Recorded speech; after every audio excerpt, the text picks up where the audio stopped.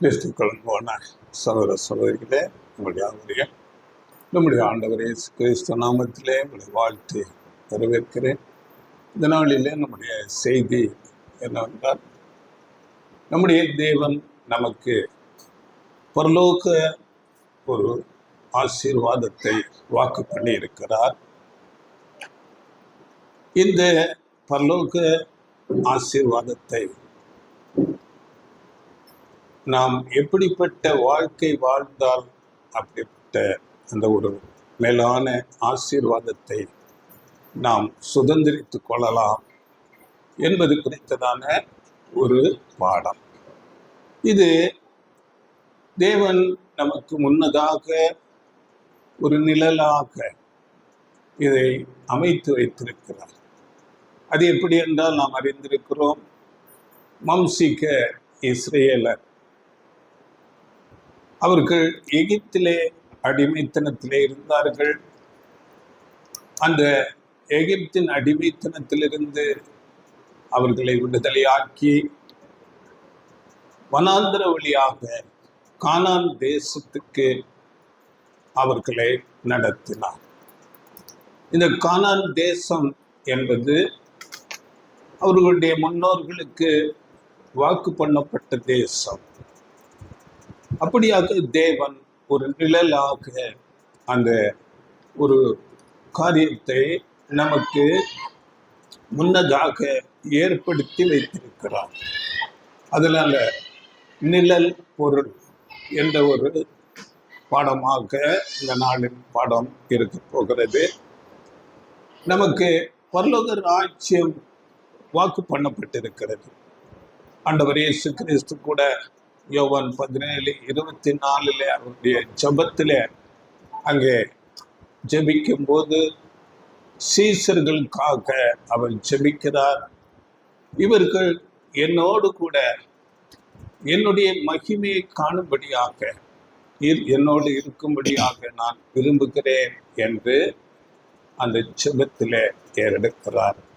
அப்படியே வெளிப்படுத்தல் 3ஆம் அதிகாரம் 21ஆம் வசனத்தில் கூட, ஜெயம் கொள்ளுகிறவன் எவனோ அவன் என்னோடு கூட என்னுடைய சிங்காசனத்திலே உட்காரும்படி அருள் செய்வேன் என்று வாக்கு பண்ணியிருக்கிறார்.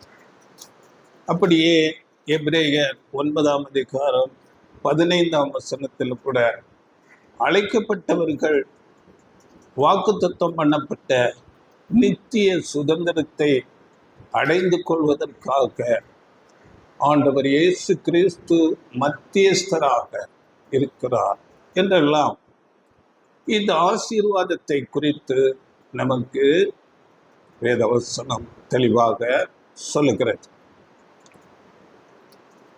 அந்த இஸ்ரேல் ஜனங்கள்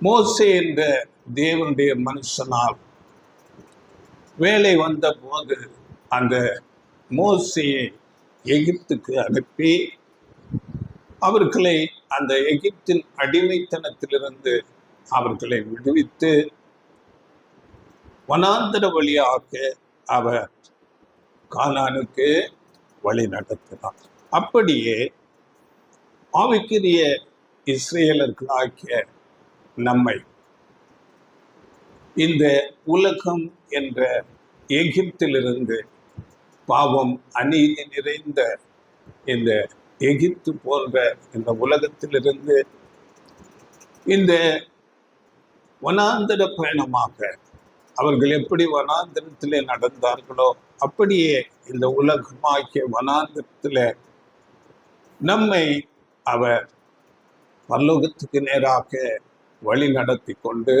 இருக்கிறார். இப்படி அந்த இஸ்ரேல் ஜனங்கள் அந்த வனாந்தர வழியாய் கடந்து அவர்கள் பிரயாணப்பட்டு போகும்போது அந்த வனாந்தரத்திலே அவர்களுக்கு அநேக குறைவுகள் வந்தது, அநேக உபத்திரவங்கள் வந்தது, அநேக ராஜாக்கள் அவர்களுக்கு விரோதமாக யுத்தத்துக்கு வந்தார்கள்.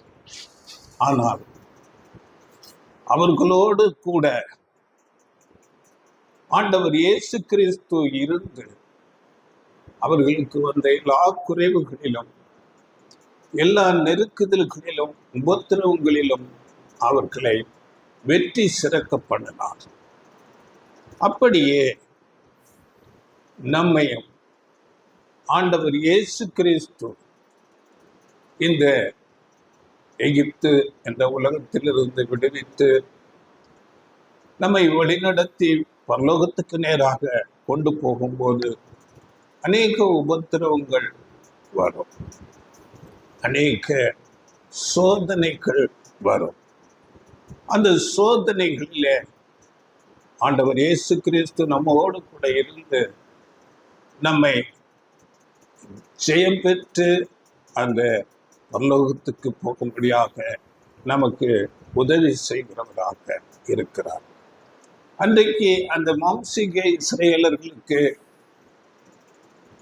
அங்கே மோசே அவர்களோடு முகமுகமாக இருந்து அவர்களை வழி நடத்தினார்.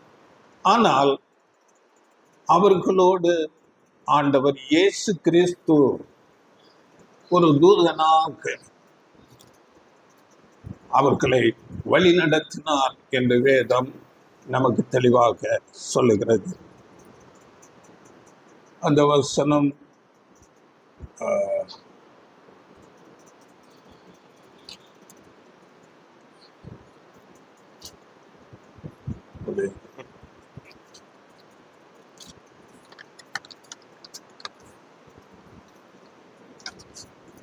யாத்திராகமம் 23:20-21. வழியில் உன்னை காக்கிறதற்கும் நான் ஆயத்தம் பண்ணின ஸ்தானத்துக்கு உன்னை கொண்டு போய் சேர்க்கிறதற்கும் இதோ நான் ஒரு தூதனை உனக்கு முன்னே அனுப்புகிறேன். அவர் சமூகத்தில் எச்சரிக்கையாய் இருந்து அவர் வாக்குக்கு செவி கொடு. அவரை கோபப்படுத்தாதே. உங்கள் துரோகங்களை அவர் பொறுப்பதில்லை. என் நாமம் அவர் உள்ளத்தில் இருக்கிறது. உங்களை வழி நடத்துவதற்கு ஒரு தூதனை உங்களுக்கு முன்னாக, அந்த தூதன் ஆண்டவர் இயேசு கிறிஸ்து.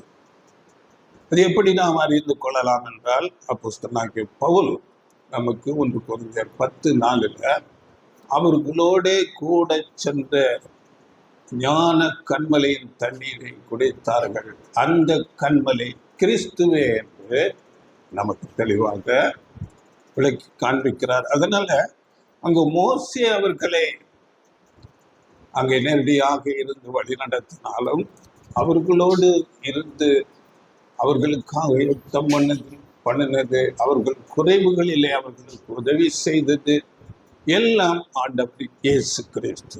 அப்படியே அந்த ஆண்டவர் இயேசு கிறிஸ்து இன்றைக்கு ஆவிக்குரிய இஸ்ரவேலர்களாகிய நமக்கு நம்மோடு கூட இருந்து நம்மை வழி நடத்துகிறார்.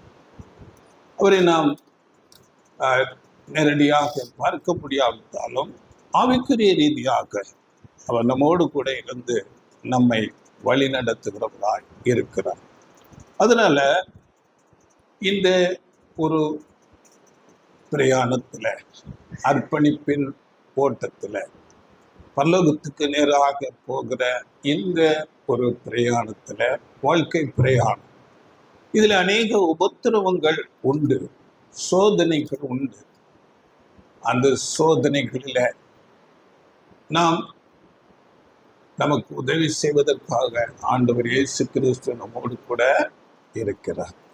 இதற்கு ஒரு வசனம் கூட நமக்கு யாக்கோபு சொல்லுகிறார். யாக்கோபு 1:12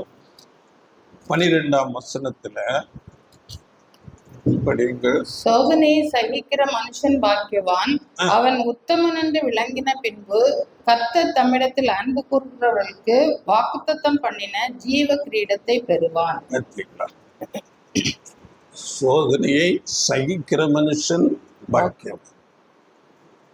அவைகளை சகித்து அவைகளிலே ஜெயம் பெறும் போது உத்தமன் என்று விளங்கின பின்பு அவனுக்கு வாக்கு பண்ணப்பட்ட அந்த ஜீவ கிரீடம் என்பதுதான் பரலோக ஆசீர்வாதம். இப்பொழுது பாருங்கள், இந்த ஒரு நிழல் பொருள் பாடம் அங்கே எப்படி மாம்சீக இஸ்ரேலர்களுக்கு என்னென்ன காரியங்கள் அவர்களுக்கு நடந்ததோ அதே காரியங்கள் இங்கே ஆவிக்குரிய இஸ்ரேலுக்காகிய நமக்கும் நடக்கிறதா இருக்கிறது. அதனால நாம் இந்த ஒரு பாடம் அப்போஸ்தலனாகிய பவுல் மூலமாக நாம் இவைகளை கற்றுக்கொள்ளுகிறோம். அப்போஸ்தலனாகிய பவுலே நமக்கு இந்த வேத பாடத்தை கொடுக்கிறவராய் இருக்கிறார். அதனால நாம் மிகுந்த கவனத்தோடு இந்த வார்த்தைகளுக்கு செவி கொடுக்கிறவர்களாக இருக்க வேண்டும். அப்போஸ்தலன் பவுல் சொல்லும் போது பாருங்கள், 1 கொரிந்தியர் 10ஆம் அதிகாரம் 11ஆம் வசனத்துல அங்க எப்படியாக சொல்லுகிறார் படிங்கள். 1 கொரிந்தியர் 10. இவைகள் எல்லாம் திருஷ்டாந்தங்களாக அவர்களுக்கு சம்பவித்தது உலகத்தின் முடிவு காலத்தில் உள்ள நமக்கு எச்சரிப்புண்டாக்கும்படி எழுதப்பட்டும் இருக்கிறது. பார்த்தீங்களா? இவைகளெல்லாம் திருஷ்டாந்தங்களாக, அப்படி என்றால் ஒரு எடுத்துக்காட்டாக, ஒரு அறிவுரையாக, ஒரு மாதிரியாக, எக்ஸாம்பிளாக, இன்னும் சொல்லப்படுகிறது அவர்கள் நமக்கு முன்மாதிரியாக நடித்து காண்பித்தார்கள் என்று கூட நாம் அதை புரிந்து கொள்ளலாம். அவர்களுக்கு அது சம்பவித்தது உலகத்தின் முடிவு காலத்தில் உள்ள நமக்கு எச்சரிப்பு உண்டாகும்படி இவைகளெல்லாம் நமக்கு வேதத்திலே எழுதப்பட்டிருக்கிறது. அப்போஸ்தலனாகிய பவுல் மூலமாக தேவன் இந்த வார்த்தைகளை நமக்கு எழுதி வைத்திருக்கிறார்.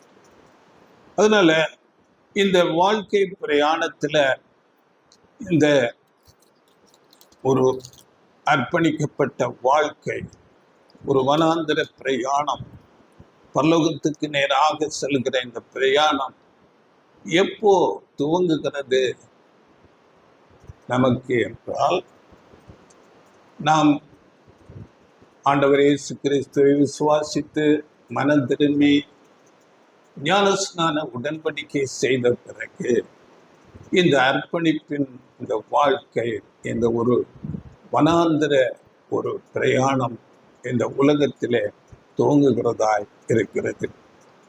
இந்த பிரயாணத்திலே சத்தியத்தின் நிமித்தமாகவும் நம்முடைய மாம்ச பலவீனத்தின் நிமித்தம் கூட அநேக சோதனைகள், போராட்டங்கள் வரும். அப்படி வரும்போது நமக்கு ஆறுதல் தரும் விதமாக, அதிலிருந்து தப்பித்துக் கொள்ளும்படியாக ஒரு வாக்குத்தத்த வசனம் நமக்கு கொடுக்கப்பட்டிருக்கிறது. அதை குறித்து கூட படியுங்கள். 1 கொரிந்தியர் 10ஆம் அதிகாரம் அதிலே 13ஆம் வசனம். மனுஷருக்கு நேரிடுகிற சோதனையே அல்லாமல் வேறே சோதனை உங்களுக்கு நேரிடவில்லை. தேவன் உண்மை உள்ளவராய் இருக்கிறார். உங்கள் திராணிக்கு மேலாக நீங்கள் சோதிக்கப்படுகிறதற்கு அவர் இடம் கொடாமல் சோதனையை தாங்கத்தக்கதாக சோதனையோடு கூட அதற்கு தப்பிக்கொள்ளும்படியான போக்கையும் உண்டாக்குவார். இந்த வசனம் நமக்கு ஒரு ஆறுதல் தருகிற வசனமாக இருக்கிறது. மனுஷருக்கு நேரிடுகிற சோதனை தான் வரும். அது மாத்திரமல்ல, நம்முடைய திராணிக்கு மேலாக அந்த சோதனை வராது. அந்த சோதனையை தாங்கத்தக்கதாக நமக்கு அவர் பலன் தருவார். மாத்திரமல்ல, அந்த சோதனையிலிருந்து தப்பித்துக் கொள்ளும்படியான போக்கையும் உண்டாக்குவார். எவ்வளவு ஒரு ஆறுதலான வசனம்! தேவன் அப்படிப்பட்ட ஒரு அன்புள்ளவராக இருக்கிறார். அதனால நாம் இந்த வனாந்திர பிரயாணத்துல ஒரு அர்ப்பணிக்கப்பட்ட வாழ்க்கை வாழும்போது வருகிற சோதனைகள், போராட்டங்களை குறித்து நாம் கவலைப்பட தேவையில்லை. சோதனைகள் உண்டு, உபத்திரவங்கள் உண்டு. ஆண்டவர் இயேசு கிறிஸ்து கூட சொல்லும் போது, உலகத்திலே உங்களுக்கு உபத்திரவம் உண்டு, ஆனாலும் திடன் கொள்ளுங்கள், நான் உலகத்தை ஜெயித்தேன் என்று சொல்லுகிறேன்.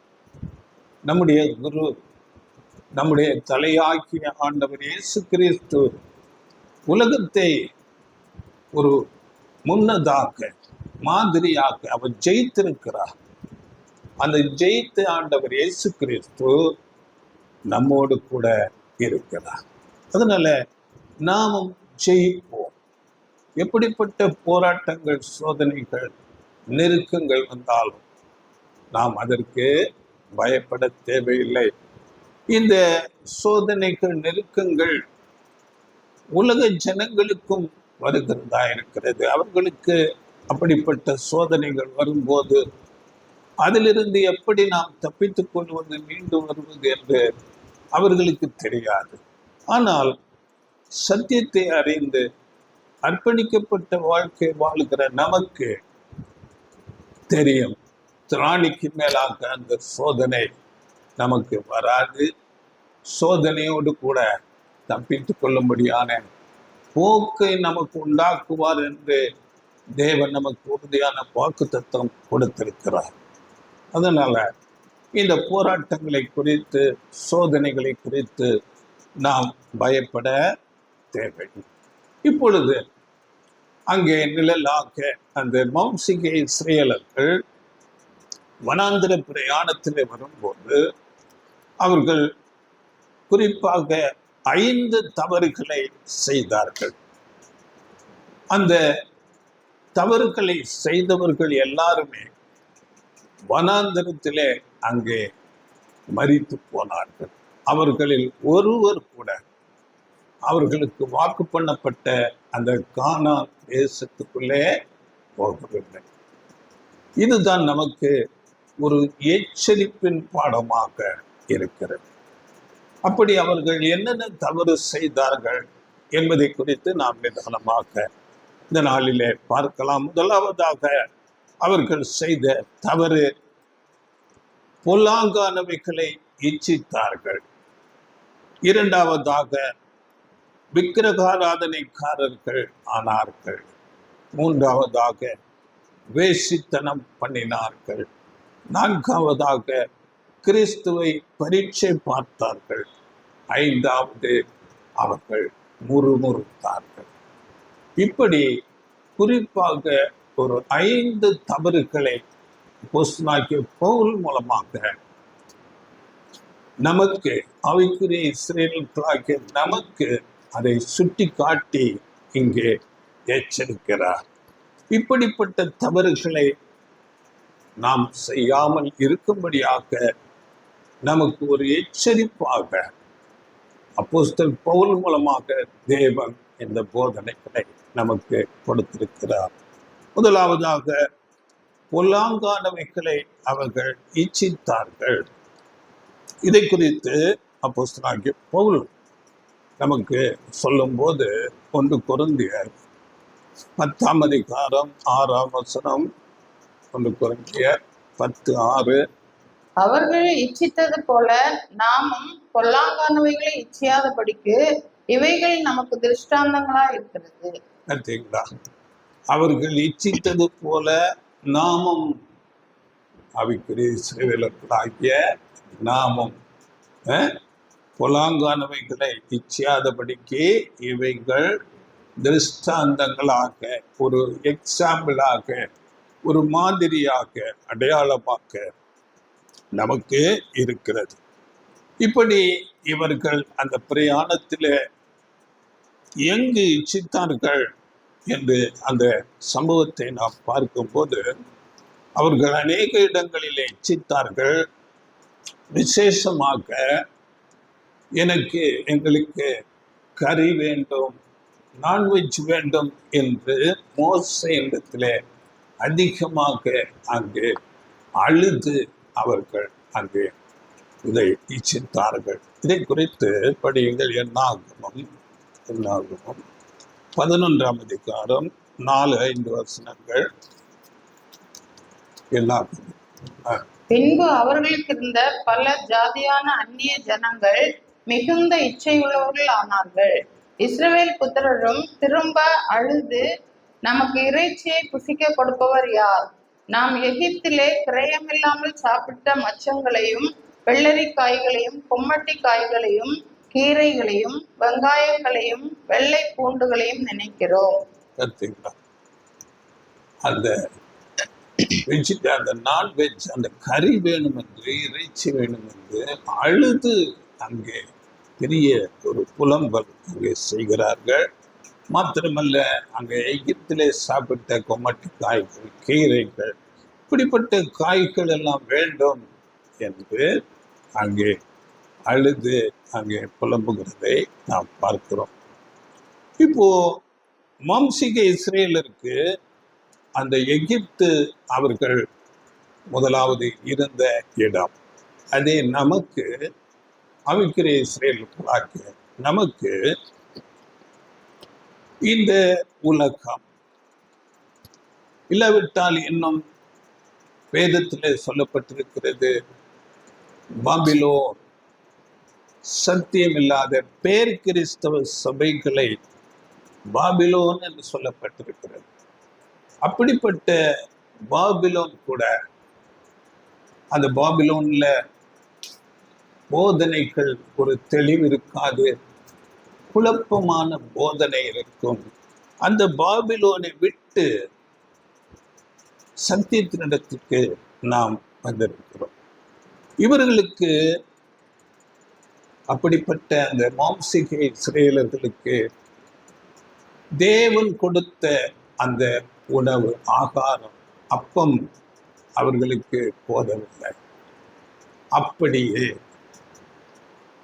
இந்த பேர் கிறிஸ்தவ சபைகள், இல்லாவிட்டால் உலகத்தை விட்டு வந்த நமக்கு தேவன் கொடுக்கிற ஆகாரம் என்றால் தேவனுடைய வார்த்தை, சத்தியங்கள் நமக்கு போதவில்லை என்று நாம் அப்படியாக ஒரு முறுமுறுக்கக்கூடாது.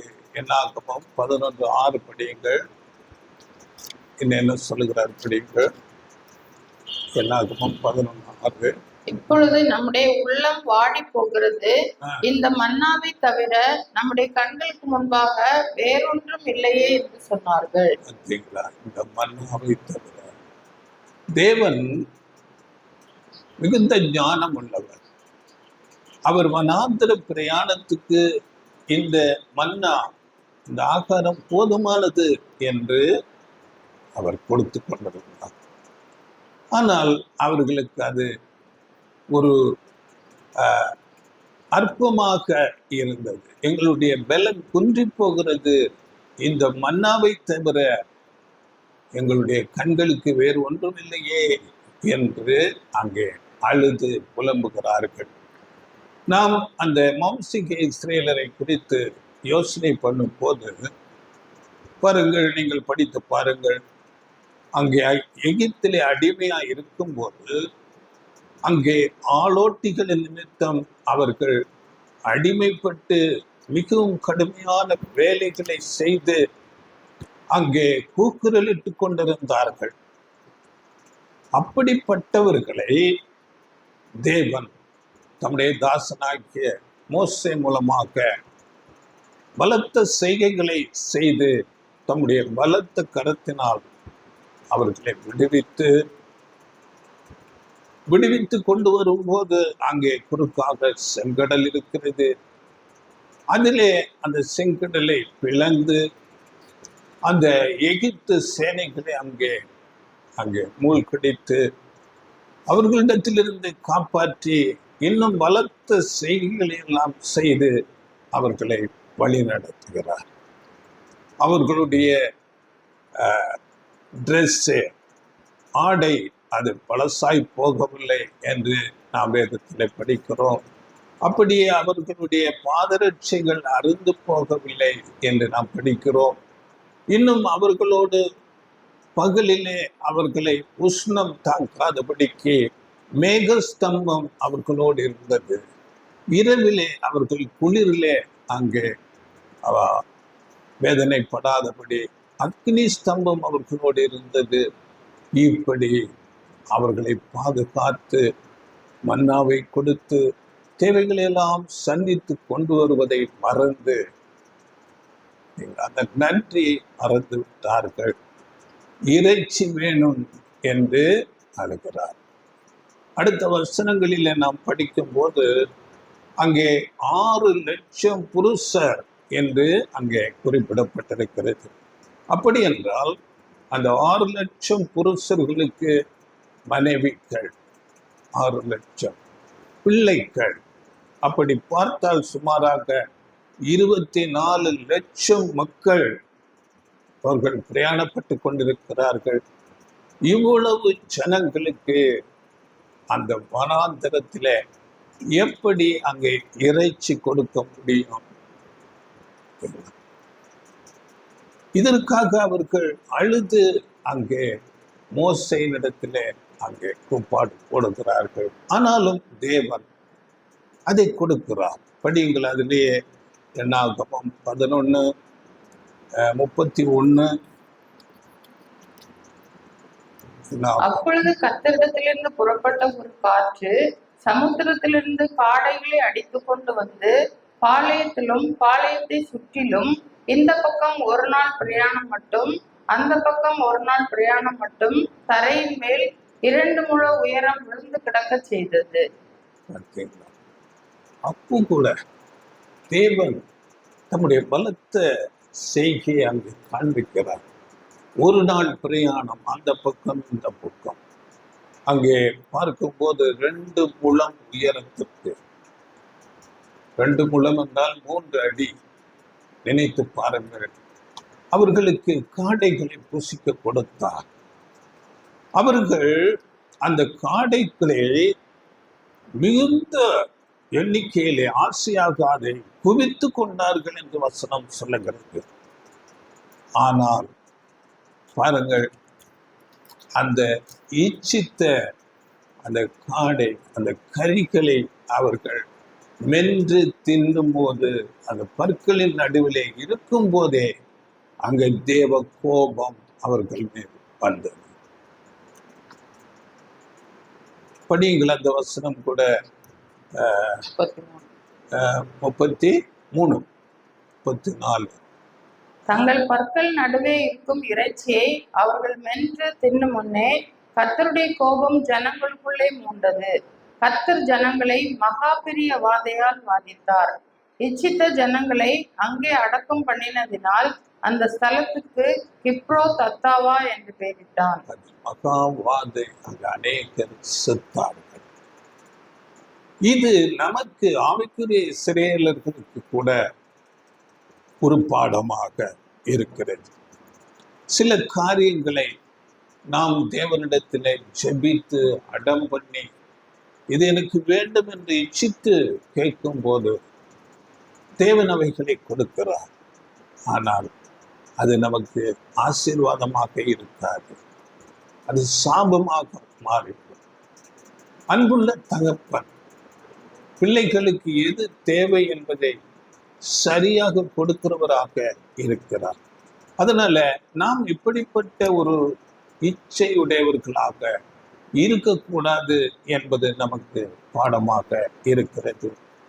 நம்முடைய இந்த ஆவிக்குரிய ஓட்டத்திலே, அர்ப்பணிப்பின் வாழ்க்கையில நமக்கு தேவனுடைய வார்த்தை, சத்தியங்கள், அவைகள் தான் ஆகாரம். அந்த வசனம், சத்தியங்கள் தேவன் நமக்கு கொடுப்பார். அநேக செய்திகள் மூலமாக தேவனுடைய வார்த்தைகள் கொடுக்கப்படும். அப்படி கொடுக்கப்படும் போது அந்த வார்த்தைகள் பேரிலே நமக்கு ஒரு சலிப்பு வரக்கூடாது. எப்படி அந்த வம்சிக இஸ்ரவேலர்களுக்கு அந்த மன்னாவை தவிர எங்கள் கண்களுக்கு முன்பாக வேறொன்றும் இல்லையே என்று எப்படி சலிப்பு தட்டினதோ, அப்படி நமக்கு இந்த வேத வசனங்கள், சத்தியங்கள், எச்சரிப்புகள் கொடுக்கப்படும் போது நாம் அதை சலித்து என்றைக்கும் இப்படியே எச்சரிப்பு தான், என்றைக்கும் இப்படிப்பட்ட போதனைகள் தான், இதை செய்யாதே அதை செய்யாதே என்று இப்படி நாம் அந்த வார்த்தைகளை குறித்து சலிப்பு உடையவர்களாக இருக்கக்கூடாது. பாருங்கள், நாம் இந்த ஒரு சத்தியத்துக்குள்ளே வருவதற்கு முன்பதாக நம்முடைய வாழ்க்கை எப்படி இருந்தது? நாம் நம்முடைய வாழ்க்கை பொய்யானதை நாம் நம்பிக்கொண்டு ஒரு தேவன் அற்ற நிலையிலே பொய் போதனைகளை விசுவாசித்து கொண்டு நம்முடைய மனதிலே நம்முடைய விருப்பம் போல ஒரு வாழ்க்கை வாழ்ந்து கொண்டு இருக்கு. இப்போ இந்த வாழ்க்கையில நமக்கு இந்த சத்தியங்கள் கொடுக்கப்பட்டிருக்கிறது. தேவனுடைய மகா பெரிதான ரட்சிப்பின் திட்டம் நமக்கு சொல்லப்பட்டிருக்கிறது. அப்படியே வார்த்தை, தேவனுடைய வசனங்கள் நமக்கு புரிகிறது. தீமையான எல்லா காரியங்களுக்கும் நாம் விலகி ஓடும்படியாக தேவன் அவருடைய பரிசுத்த ஆவியின் உணர்த்துதலை நமக்கு கொடுத்திருக்கிறார். நமக்கு அப்படிப்பட்டதான ஒரு ஐக்கியம், பரிசுத்தவான்களோடு சபை ஒரு ஐக்கியம் நமக்கு கொடுக்கப்பட்டிருக்கிறது. மகிழ்ச்சியோடு நாம் தேவனுடைய சமூகத்திலே ஆராதிக்கிறோம். இவைகளையெல்லாம் நாம் நினைத்து கொள்ள வேண்டும். இவைகளையெல்லாம் நினைக்காமல் அங்கே மோசேக்கு இஸ்ரவேலர்களைப் போல நாம் நன்றி உணர்வு இல்லாதவர்களாக இருக்கக்கூடாது. அவர்கள் எப்படிப்பட்ட அடிமைத்தனத்திலே இருந்தார்கள் என்பதை மறந்து போனார்கள். தேவன் எப்படிப்பட்ட ஒரு பாதுகாப்பை கொடுத்து அவர்களுக்கு வாக்குத்தத்தம் பண்ணி கானான் தேசத்துக்கு வழிநடத்துகிறார் என்பதை அவர்கள் மறந்து போனார். நாம் அப்படி இருக்கக்கூடாது. ஆண்டவர் இயேசு கிறிஸ்து நம்மோடு கூட இருந்து நம்மை வழி நடத்துகிறார். அதை நாம் உணர்ந்து கொள்ள வேண்டும். நமக்கு வேதத்திலே நாம் படிக்கிறோம், அங்கே சீசர்களை ஆண்டவர் இயேசு கிறிஸ்து அனுப்பும் போது கடைசியாக உயிர் தெளிந்து அவர் பரலோகத்துக்கு எடுத்துக் கொள்ளப்படுவதற்கு முன்பதாக, இதோ உலகத்தின் முடிவு பரியந்தம் சகல நாட்களிலும் நான் உங்களுடனே கூட இருக்கிறேன். முடிவு பரியந்தம். அன்றைக்கு அந்த சீசர்களோடு இருந்தவர் இன்றைக்கு நம்மோடு கூட இருக்கிறார். இன்னும் எபிரேயர்ல நம்ம படிக்கிறோம், நான் உன்னை விட்டு விலகுவதும் இல்லை, உன்னை கைவிடுவதும் இல்லை. நம்மோடு கூட இருக்கிறார். எப்படிப்பட்ட சூழ்நிலை வந்தாலும் அவர் நம்மை வழி நடத்துவார், பாதுகாப்பார், தப்புவிப்பார். பாருங்கள், அங்கே நம்முடைய ஆவிக்குரிய கிறிஸ்தவர்கள், ஆவிக்குரிய இஸ்ரேலர்கள் சபை வகுப்பார். அங்கே சீசர்கள் ஆரம்ப காலத்திலே அவர்களுக்கு அநேக பிரச்சனைகள் வந்தது. அங்கே யூதர்களாலும் அந்த வேத பாரகர் பரிசேயர்களாலும் அநேக உபத்திரவங்கள் வந்தது. அப்பொழுது அவர்கள் அங்கே ஜெபிக்கிறார்கள். தேவனிடத்துல ஜெபிக்கும் போது அங்கே அவர்களோடு கூட இருந்து அங்கே பலத்த செய்கைகளை ஆண்டவர் இயேசு கிறிஸ்து செய்கிறார். நாம் அறிந்திருக்கிறோம். அப்போஸ்தலர் 4ஆம் அதிகாரத்துல நீங்கள் படித்து பாருங்கள். 29 31 இந்த வசனங்களிலே நாம் படிக்கும் போது அந்த உபத்திரவங்கள் அங்கே வரும்போது அவர்கள் ஜெபிக்கிறார்கள். அந்த ஜெபம் கேட்கப்பட்டு அந்த இடம் அசைந்தது என்று நாம் படிக்கிறோம். அப்படியாக அவர்களோடு கூட இருந்தார். அந்த ஜெபம் கேட்கப்பட்டு அப்போஸ்தலர் 5ஆம் அதிகாரம் பாருங்கள் 12 13 அவர்களோடு கூட இருந்து பலத்த செய்கைகளை அங்கே செய்கிறார். படிங்கள தோசனம். அப்போஸ்தலருடைய கைகளினாலே அநேக அடையாளங்களும் அற்புதங்களும் ஜனங்களுக்குள்ளே செய்யப்பட்டது. எல்லாரும் ஒருமனப்பட்டு சாலமோனுடைய மண்டபத்தில் இருந்தார்கள். மற்றவர்களில் ஒருவரும் அவர்களுடனே சேர துணியவில்லை. ஆகிலும் ஜனங்கள் அவர்களை மேன்மைப்படுத்தினார்கள். அவர்களோடு கூட இருந்து பலத்த செய்கைகளை செய்தார். அப்படிப்பட்ட இயேசு நேற்றும் இன்றும் என்றும் மாறாதவராக இருக்கிறார். நம்மோடு கூட இருக்கிறார். ஆவிக்குரிய ஒரு சரீரத்துல நமக்கு துணை செய்கிறவராக எப்படிப்பட்ட சூழ்நிலைகள் வந்தாலும் அவர் நம்மை பாதுகாக்கிறவராய் நம்மோடு கூட இருக்கிறார். இந்த ஒரு வழி நடத்துதலை தேவன் நம்மோடு இருக்கிறார். ஆண்டவர் இயேசு கிறிஸ்து நம்மோடு இருக்கிறார். அவருடைய வழி நடத்துதல்கள் நம்மோடு இருக்கிறது. இவைகளை நாம் எப்போ மறக்கிறோமோ, இந்த வழி நடத்துதல் இருக்கிறது என்பதை நாம் மறந்து விடும் போது இந்த இச்சை வரும். இந்த வார்த்தைகள் நமக்கு அது பெரிதாக தெரியாது. தேவனுடைய சத்தியங்கள் அது நமக்கு அது அது ஒரு பெரிதாக தெரியாது. தேவனுடைய ரட்சிப்பின் திட்டம் பெரிதாக இருக்காது. எல்லாருக்கும் நடப்பது போலத்தான் எனக்கு நடக்கிறது என்று நாம் ஆண்டவர் இயேசு கிறிஸ்துவையும் தேவனையும் மகிமைப்படுத்தாதவர்களாக, நன்றி இல்லாதவர்களாக ஆகிவிடுவோம். தேவனுடைய காரியங்களிலே நாம் அப்பொழுது அதிக கவனம் செலுத்தாதவர்களாக இருப்போம். அதனால நாம் எப்பொழுதும் தேவன் கொடுத்த இந்த சத்தியத்துக்காக, தேவனுடைய மேலான ஒரு அழைப்புக்காக நாம் நன்றி உடையவர்களாக இருக்க வேண்டும். இப்படிப்பட்டவர்கள் இந்த சத்தியத்தை அவர்கள் அதிக கவனம் கொடுக்க மாட்டார்கள். சபை கூடி வருதலிலே அதிக கவனம் செலுத்த மாட்டார்கள். சரியான ஒழுங்கு வரமாட்டார்கள். ஜெபம் இருக்காது, வேத தியானம் இருக்காது, சத்தியத்தின் மேலே அதிக விருப்பம் காட்ட மாட்டோம். நாம் முதலாவது ஆண்டவர் இயேசு கிறிஸ்துவுக்கும் நம்முடைய தேவனுக்கும் அதிக நன்றி உடையவர்களாக இருக்க வேண்டும். நமக்கு எப்படிப்பட்ட ஒரு மேலான சத்தியம் கொடுக்கப்பட்டிருக்கிறது.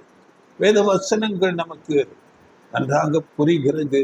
அவர் தம்முடைய பரிசுத்த ஆவியை கொடுத்திருக்கிறார் என்பதை அறிந்து நாம் தேவனுக்கும் ஆண்டவர் இயேசு கிறிஸ்துவுக்கும் கனத்தை கொடுக்கிறவர்களாக இருக்க வேண்டும். நாம் எப்படி இருக்கிறோம்? தேவன் கொடுத்த இந்த மேலான ஒரு ஆசீர்வாதத்துக்கு நாம் நன்றியுடையவர்களாக இருக்கிறோமா? அல்லது உலக காரியங்கள், அதன் கவலைகள் அப்படியே நாம் நினைத்து அதிலே மூழ்கி போயிருக்கிறோமா? இந்த உலகம், இந்த உலகத்தின் காரியங்கள் எல்லாம் அழிவுக்கு வைக்கப்பட்டிருக்கிறது. அப்போஸ்தலன் பவுல் சொல்லும் போது, இந்த உலகத்தின் வேஷம் கடந்து போகிறதே. இந்த உலகம் என்றைக்கு இப்படியே இருக்காது. பேதுருவில நம்ம படிக்கிறோம், இந்த உலகம் அக்கினிக்கு இரையாக வைக்கப்பட்டிருக்கிறது என்று. அதனால நாம் இப்படிப்பட்ட உலக காரியங்களை குறித்த கவலைப்பட்டு கொண்டிருக்காமல், தேவனுடைய வார்த்தை சத்தியங்கள் மேல மிகுந்த ஒரு கவனம் செலுத்தி தேவனுக்கும் ஆண்டவர் இயேசு கிறிஸ்துவுக்கும் நன்றி உடையவர்களாக நாம் இருக்க வேண்டும். அவருடைய நடத்துதல்கள், அவர் நம்மை இந்த உலகத்திலிருந்து பிரித்தெடுத்திருக்கிறார். எப்படி அங்கே எகிப்திலிருந்து அந்த மாம்சீக இஸ்ரவேலரை விடுதலை பண்ணினாரோ, அப்படியே நம்மை இந்த பாவம் அநீதி என்ற உலகத்திலிருந்து விடுவித்து நம்மை பரலோகத்துக்கு நேராக வழி நடத்துகிறார். படியுங்கள் வசனம் 1 யோவான் 2ஆம் அதிகாரம் 15ஆம் வசனம். உலகத்தில் உள்ளவைகளிலும் அன்பு கூறாதிருங்கள். ஒருவன் உலகத்தில் அன்பு கொண்டால் அவனிடத்தில் பிதாவின் அன்பில்லை. பார்த்தீங்களா? உலகத்தில் உள்ளவைகளிலும் அன்பு கூறாதிருங்கள். ஒருவன் உலகத்தில் அன்பு கொண்டால் அவனிடத்துல பிதாவின் அன்பு இல்லை. அதனால உலக காரியங்களிலே நாம் கவலைப்பட்டு கொண்டு அதிலேயே நாம் மூழ்கி போய் இருக்கக்கூடாது. நாம் அதிக கவனம் செலுத்துகிறவர்களாக இருக்க வேண்டும். இது முதலாவது காரியம். அவர்கள் இச்சித்தது போல நாம் பொல்லாங்கானவைகளை இச்சியாதபடிக்கு இருக்கிறோம். இதுதான் நமக்கு பாடமாக இருக்கிறது. இரண்டாவது, அவர்கள் விக்கிரக ஆராதனைக்காரர்கள் ஆனார்கள். இந்த விக்கிரக ஆராதனைக்காரர்கள் ஆனார்கள் என்று, இதற்கு நீங்களும் விலக்கி ஓடுங்கள் என்று அப்போஸ்தலன் பவுல் மூலம் நமக்கு பேசப்படுகிறது. 1 கொரிந்தியர் 10:7. ஜனங்கள் புசிக்கவும் குடிக்கவும் உட்கார்ந்து விளையாட எழுந்திருந்தார்கள் என்று எழுதியிருக்கிறபடி அவர்களில் சிலர் விக்கிரக ஆராதனைக்காரர் ஆனது போல நீங்களும் ஆகாதிருங்கள். பார்த்தீங்களா? நீங்களும் ஆகாதிருங்கள் என்று ஆவிக்குரிய இஸ்ரவேலர்களாகிய நமக்கு எச்சரிப்பு கொடுக்கப்படுகிறது. இவர்கள் எங்கே அந்த விக்கிரக ஆராதனைக்காரர்களானார்கள் என்றால், நாம் அறிந்திருக்கிறோம். மோசே யாத்திராகமம் 32 மோசே அங்கே சீனாய் மலைக்கு அந்த கற்பனைகளை பிரமாணங்களை பெற்றுக்கொண்டு வரும்படி அங்கே மலையின் மேல் ஏறி போய் 40 நாட்கள் அங்கே இருக்கிறார். அதற்குள்ளதாக இவர்கள் அந்த மோசைக்கு என்ன ஆனதோ என்று அவர்கள் எங்களுக்கு முன் போகும் முன் செல்லும் தெய்வங்களை எங்களுக்கு உண்டாக்குங்கள் என்று அங்கே ஆரோனிடத்திலே அங்கே முறுமுறுக்கிறார்கள். படிகள் 32:1 யாத்திராகமம். மோசே மலையிலிருந்து இறங்கி வர தாமதிக்கிறதை ஜனங்கள் கண்டபோது அவர்கள் ஆரோனிடத்தில் கூட்டம் கூடி அவனை நோக்கி, எகிப்து தேசத்திலிருந்து எங்களை அழைத்து கொண்டு வந்த அந்த மோசேக்கு என்ன சம்பவித்ததோ அறியும். ஆதலால் நீர் எழுந்து எங்களுக்கு முன் செல்லும் தெய்வங்களை எங்களுக்காக உண்டு பண்ணும் என்றார்கள்.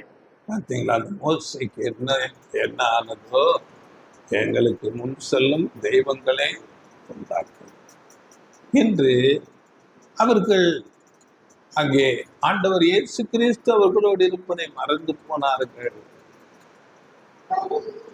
அங்கே அவர்கள் ஒரு பொன் கன்றுக்குட்டியை செய்தார்கள் என்று நாம் படிக்கிறோம். அந்த கன்றுக்குட்டி எப்படி வந்தது என்று நாம் படிக்கும் போது அதிலே 3-4 வசனங்கள் படிங்கள். ஜனங்கள் எல்லாரும் தங்கள் காதுகளில் இருந்த பொன் அணிகளை கழட்டி ஆரோனிடத்தில் கொண்டு வந்தார்கள். அவர்கள் கையில் இருந்து அவன் அந்த பொன்னை வாங்கி சிற்ப கருவியினால் கருப்பிடித்து ஒரு கன்றுக்குட்டியை வார்ப்பித்தான். அப்பொழுது அவர்கள், இஸ்ரவேலரே, உங்களை எகிப்து தேசத்திலிருந்து அழைத்து கொண்டு வந்த உங்கள் தெய்வங்கள் இவைகளே என்றார்கள்.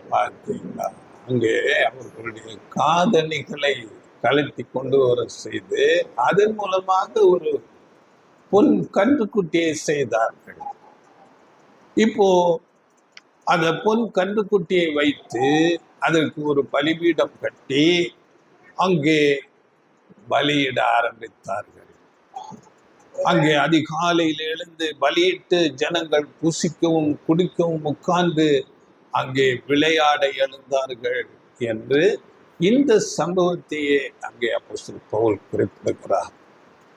அவர்களில் சிலர் விக்கிரக ஆராதனைக்காரர் ஆனது போல நீங்களும் ஆகாதிருங்கள் என்று நமக்கு ஆலோசனையாக சொல்லுகிறார்.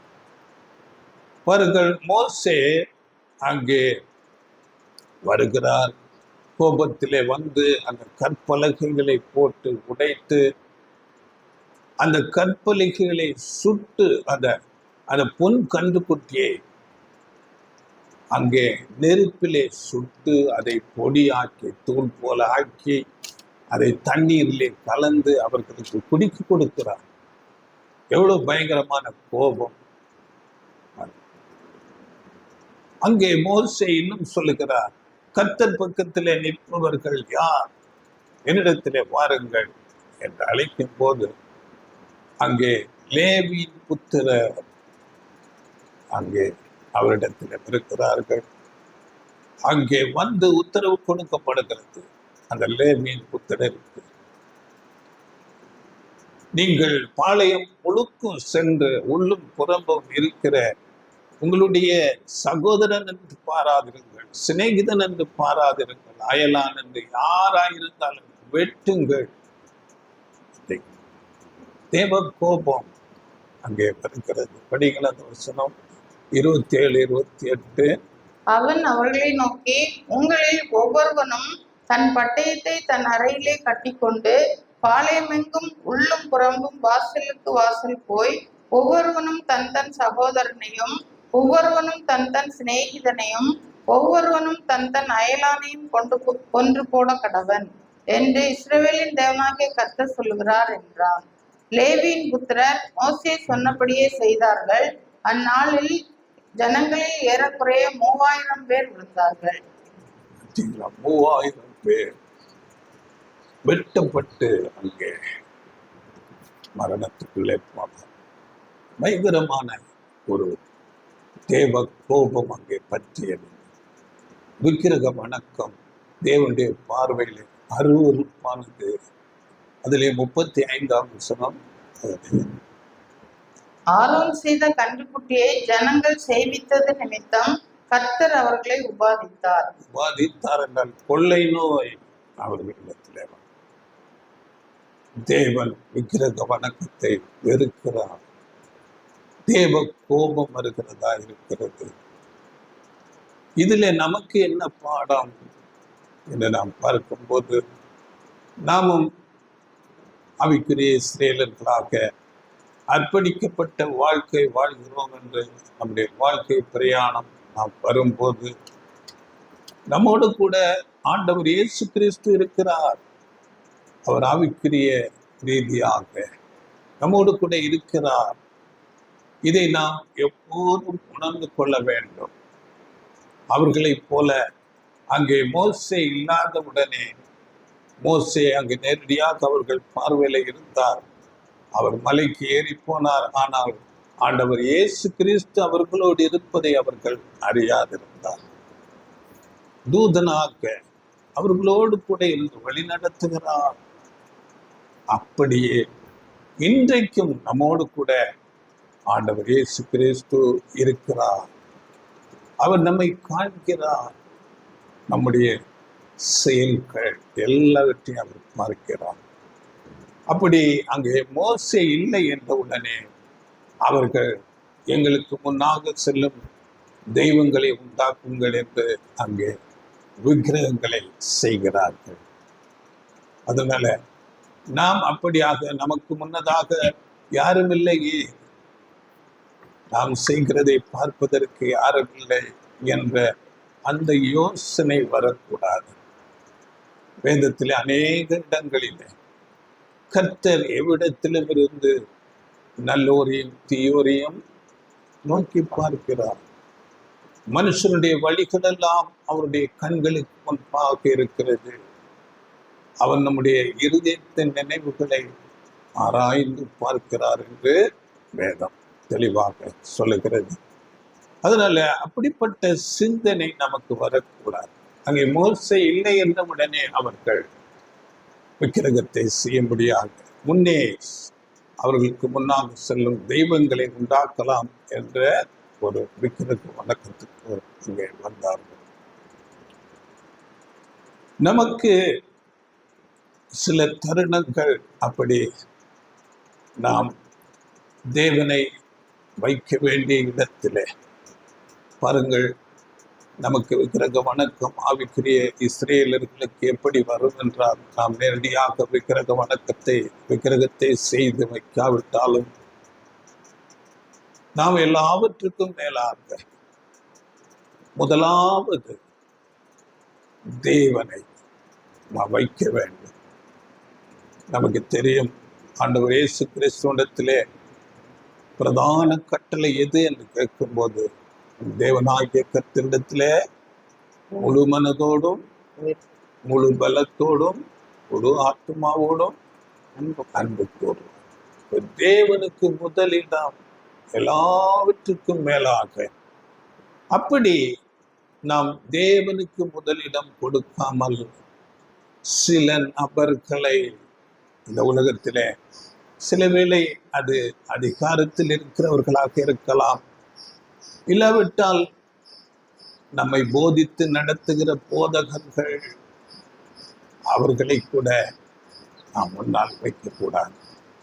எல்லாவற்றுக்கும் மேலாக தேவன். இல்லாவிட்டால் சில அமைப்புகளை சார்ந்து இருப்பார்கள். அது கூட விக்கிரகமாக மாறிவிடும்.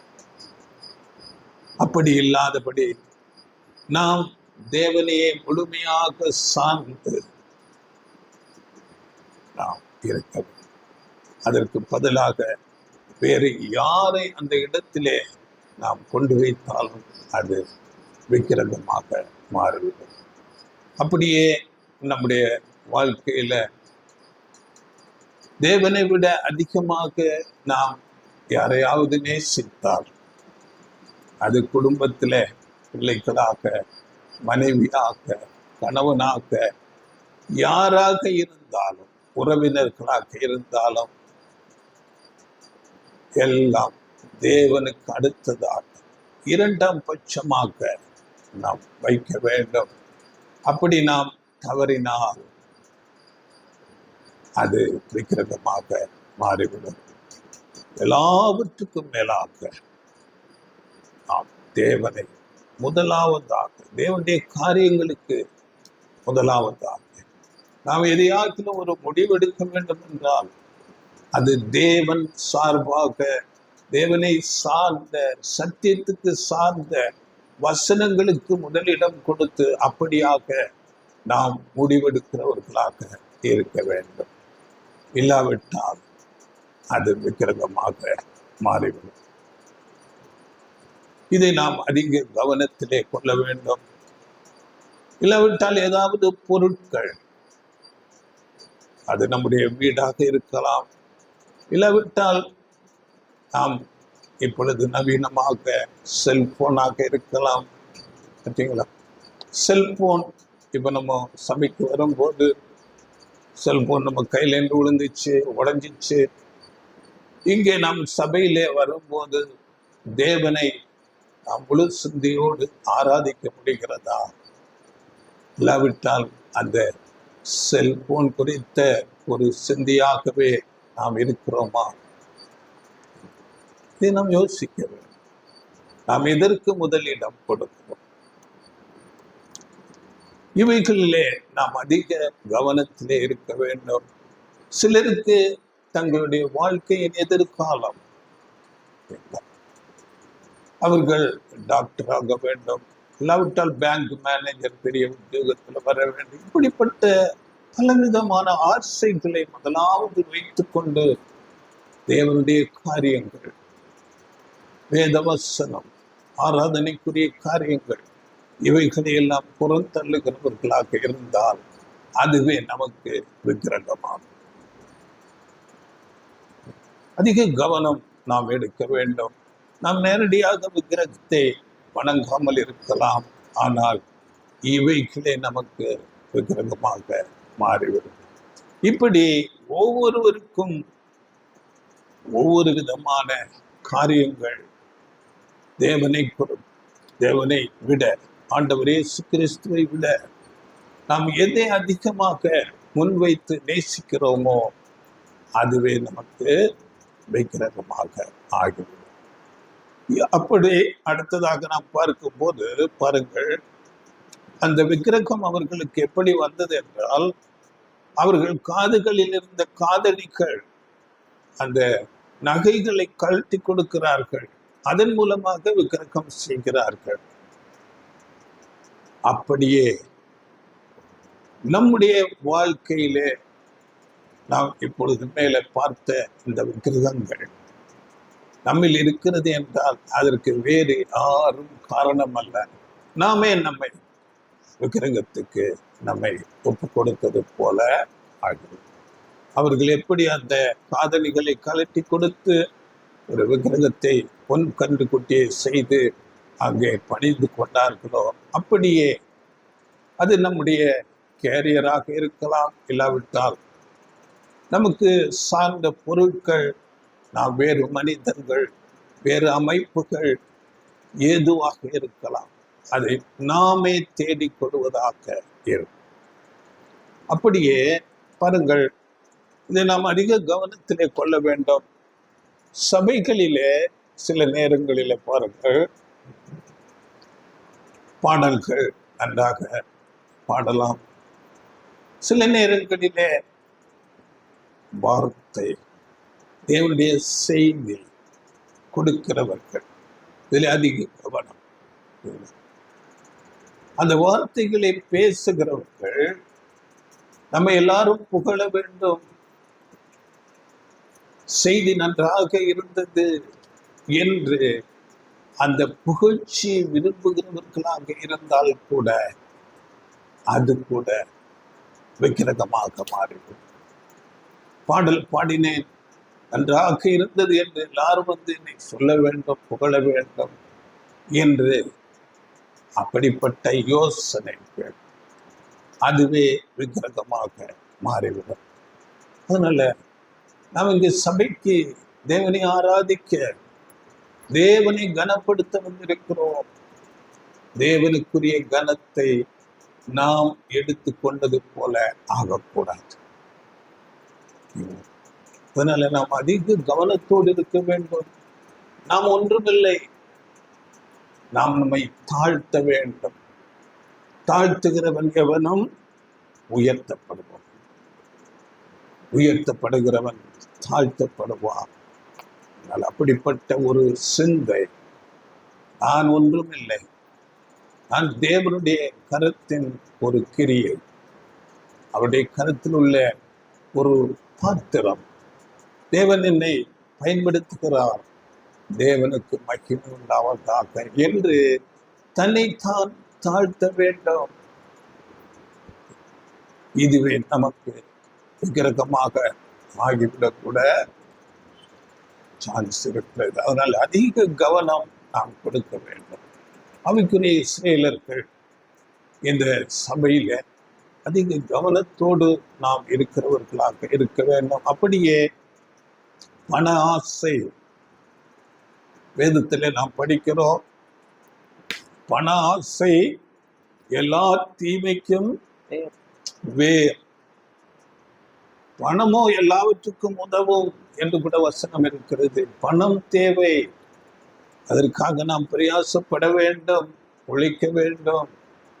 ஆனால் பண ஆசை அது தீமையாக இருக்கிறது.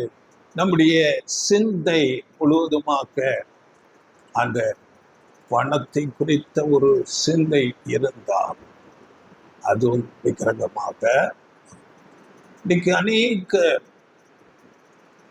அந்த பணம், காணிக்கை, தசமபாகம் இதையே முன்னிறுத்தி பேசிக் கொண்டிருக்கிறார். இது விக்கிரகமாக மாறிவிடும். அப்படியே வாலிபர்கள், அவர்களுக்கு அநேக அட்ராக்ஷன்ஸ், அநேக அவர்களை கவர்ந்தெழுக்கக்கூடிய காரியங்கள் இந்த உலகத்திலே இருக்கிறது. அவைகள் அவர்களுக்கு விக்கிரகமாக மாறி, வாலிப ஸ்திரீகள் அப்படி. அதனால ஆவிக்குரிய இந்த ஓட்டத்துல, அர்ப்பணிப்பின் இந்த வாழ்க்கையில நாம் அதிக கவனத்தோடு இருக்க வேண்டும். இதில் ஏதாகிலும் ஒன்று நம்மிடத்தில் இருக்கிறதா என்று நம்மை நாமே ஆராய்ந்து பார்த்து நாம் அவைகளிலிருந்து விலக்கி, எல்லாவற்றுக்கும் மேலாக நம்முடைய தேவன் ஆண்டவர் இயேசு கிறிஸ்துவுக்கு கனத்தை கொடுக்கிறவர்களாக, நன்றி உள்ளவர்களாக நாம் இருக்க வேண்டும். பாருங்கள், இந்த விக்கிரக வணக்கம் எவ்வளவு அருவருப்பானது என்று நாம் பழைய ஏற்பாட்டிலே தேவன் அங்கே சொல்லும் போது பாருங்கள், உபாகமம் 7ஆம் அதிகாரம் 25-26 அவர்கள் தேவர்களின் விக்கிரகங்களை அக்கினியினால் சுட்டரிக்க கடவாய். நீ அவைகளால் சிக்கிக் கொள்ளாதபடிக்கு அவைகளில் இருக்கிற வெள்ளியையும் பொன்னையும் இச்சியாமலும் அதை எடுத்துக்கொள்ளாமலும் இருப்பாயாக. அவைகள் உன் தேவனாகிய கர்த்தருக்கு அருவருப்பானவைகள். அவைகளைப் போல நீ சாபத்துக்குள்ளாகாதபடி அருவருப்பானதை உன் வீட்டிலே கொண்டு போவாயாக. அதை சீ என்று வெறுத்து முற்றிலும் அருவருக்க கடவாய். அது சாபத்திற்குள்ளானது. சீ என்று வெறுத்து. தெரியும் நமக்கு, விக்கிரகங்கள் நேரடியாக செய்யப்பட்ட விக்கிரகங்கள் பொன்னினாலோ வெள்ளியினாலோ செய்திருப்பார்கள். அதை சுட்டெரித்து போடு. சுட்டெரித்து போட்டு அந்த பொன்னையோ அந்த வெள்ளியை கூட நீ எடுக்காத, அது சாபமானது. அதனால நாம் இந்த ஆவிக்குரிய விக்கிரகம் குறித்து நாம் பார்த்தோம். நாம் எதை நாம் மேலானதாக, தேவனுக்கு மேலாக, ஆண்டவர் இயேசு கிறிஸ்துவுக்கு மேலாக இந்த உலகத்திலே யாரை, எந்த பொருளை, எந்த ஒரு அமைப்பை நாம் வைத்திருக்கிறோம், அது கூட விக்கிரகமாகிறது. அந்த விக்கிரகம் தேவனுடைய பார்வையிலே அருவருப்பாக இருக்கிறது. அதிக கவனம் நாம் எடுக்க வேண்டும். இன்றைக்கு நாம் இந்த 2 காரியத்தை குறித்து பார்த்திருக்கிறோம். வருகிற நாட்களில் நாம் தொடர்ந்து இரண்டாக பார்க்கலாம். மற்ற 3 காரியங்களும் நாம் அடுத்த பாகத்தில் தேவ கிருபையினாலே நாம் அதை பார்க்கலாம். இப்படி முதலாவது பொல்லாங்கானவைகளை இச்சித்தல். இதை குறித்து மீண்டுமாக வார்த்தைகளை நீங்கள் கேளுங்கள். இச்சை அவர்கள் அங்கே இறைச்சி வேண்டும் என்று இச்சித்தார்கள். வேதத்தில் நம்ம படிக்கும் போது பெருந்தீனி அது கூட பாவமாக சொல்லப்பட்டிருக்கிறது. நீதிமொழிகள்ல நீங்கள் படித்துக் கொள்ளுங்கள். 23:2 பெருந்தீனி உள்ளவனிடத்திலே தொண்டையிலே கத்தியை வை என்று சொல்லப்பட்டது. இது அதன் பொருள். அங்கே பெரிய பணக்கார வீட்டிலே இச்சிக்கப்படத்தக்க நிறைய ஆகாரங்கள் இருந்தால் அதை நீ இச்சிக்காதே, அது வஞ்சனை இருக்கிறது, அதிலே நீ கத்தியை வை என்று சொல்லப்பட்டது. அதிலே 20ஆம் வசனம், மதுபான பிரியரையும் மாம்ச பெருந்தீனிக்காரரையும் சேராதே. மாம்ச பெருந்தீனிக்காரர் இன்னைக்கு போஜன பிரியர்கள் என போட்டியெல்லாம் வைக்கிறாங்க. முழு ஆடை வேக வச்சு அப்படியே சாப்பிடுறோம். பாவம். தேவைக்கு அளவோடு புசிக்க வேண்டும். அதனால தேவன் கொடுக்கும் வார்த்தைகள், சத்தியங்கள், அதற்கு நாம் அதிக முக்கியத்துவம் கொடுக்க வேண்டும். தேவனோடு உள்ள ஜெப ஐக்கியம், சபை கூடுகை, இவைகளிலே நாம் அதிக கவனம் செலுத்த வேண்டும். இல்லாவிட்டால் நாம் தேவன் பேரிலே அன்பில்லாதவர்களாக நம்முடைய சுய காரியங்கள், உலக காரியங்களிலே அதிக நாட்டமுடையவர்களாக, உலக கவலைகளிலே அதுவே நமக்கு இச்சையாக மாறிவிடும். அதிக ஜாக்கிரதையாக இருக்க வேண்டும். 2வது விக்கிரகாராதனை. தேவனை விட்டு வேறு எதை நாம் முதலிடமாக வைத்தாலும் அது விக்கிரகம். இதை நன்றாக நம்ம மனதில் வைத்துக் கொள்ள வேண்டும். தொடர்ந்து நாம் இந்த மற்ற 3 காரியங்களை வருகிற நாட்களிலே தேவசித்தம் நாம் பார்க்கலாம். வார்த்தைகளை மீண்டுமாக கேளுங்கள். வார்த்தையின் மூலம் ஆண்டவர் நம்மை ஆசீர்வதிப்பாராக. ஆமென். God bless you.